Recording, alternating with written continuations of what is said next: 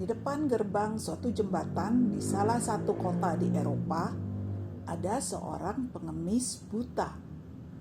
Setiap hari, pengemis ini duduk di situ dengan kaleng kosong di depannya sambil memainkan biola tua miliknya. Dia berharap orang-orang yang lewat akan merasa kasihan kepadanya dan memasukkan sedikit uang di kaleng kosong di depan pengemis ini. Pada suatu hari, ada seorang pria yang berpakaian cukup rapi dengan berjas panjang datang menghampiri pengemis buta ini. Dia meminta pengemis itu untuk meminjamkan biola tuanya. Tapi pengemis ini gak kasih. Ini adalah satu-satunya hartaku yang paling berharga. Gak boleh dipinjam oleh orang lain. Tapi pendatang ini terus membujuk pengemis ini. Pinjamkan saya akan memainkan satu lagu saja. Lama-lama pengemis ini percaya kepada si pendatang. Dan dia menyerahkan biola tuanya yang sudah usang kepada pendatang ini.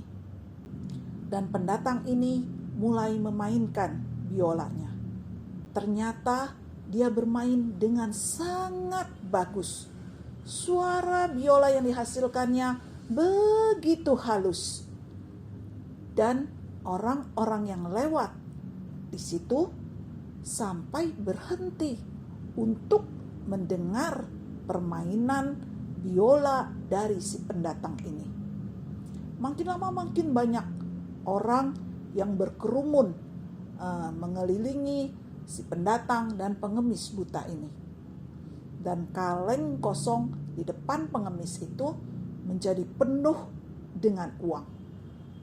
Setelah memainkan 2-3 lagu, si pendatang ini menyelesaikan permainannya dan mengembalikan biola tua yang sudah usang itu kepada si pengemis.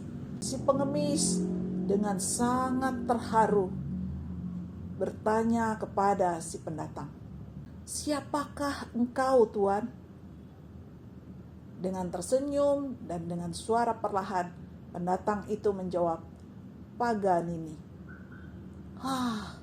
Ternyata dia adalah maestro biola, Niccolo Paganini.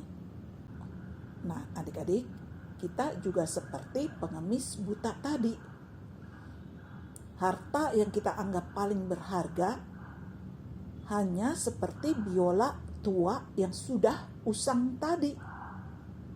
Kemampuan yang kita punya, pendidikan yang kita punya, harta yang kita punya mungkin hanya sedikit, seperti biola usang tadi.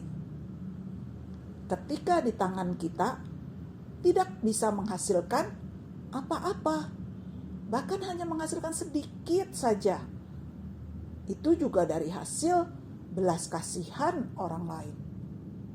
Tetapi kalau kita mau menyerahkannya kepada maestro kehidupan kita, yaitu Tuhan Yesus Kristus, maka dia bisa memakai biola usang tadi atau kemampuan kita, pendidikan kita, harta kita yang sangat terbatas itu menjadi suatu karya yang luar biasa.